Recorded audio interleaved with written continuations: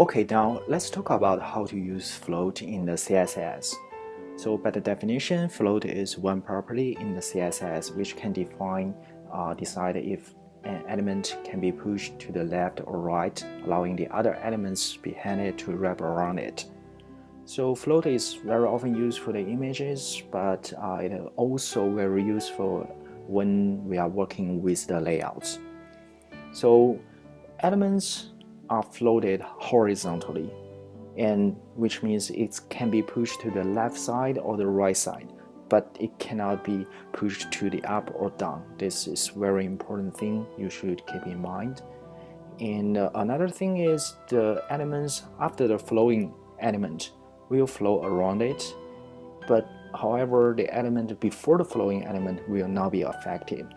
For instance, now we have two boxes has been defined here. Both of them are 300 pixel width and 300 pixel height. So one is orange, the border color is orange, and the other one is blue. Now let's make the first box float to the left. Okay, we save it, refresh the page, then we'll see the second box come to the first row and try to wrap the first one.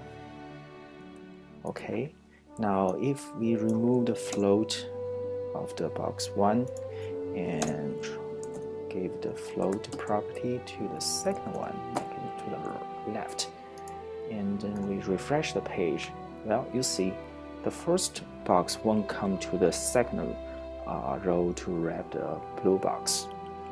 Okay, so what if we want to make two boxes next to each other on one line? And one of the most simplistic way to do it is to give float property to both of them. Now, okay, so they are next to each other on the first line, and it works perfectly. And as I talked before, float can be either to the left or to the right.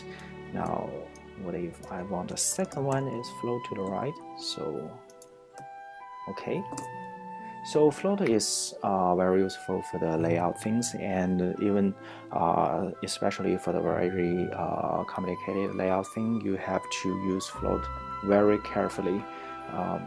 But for the purpose of this course, we will leave it here.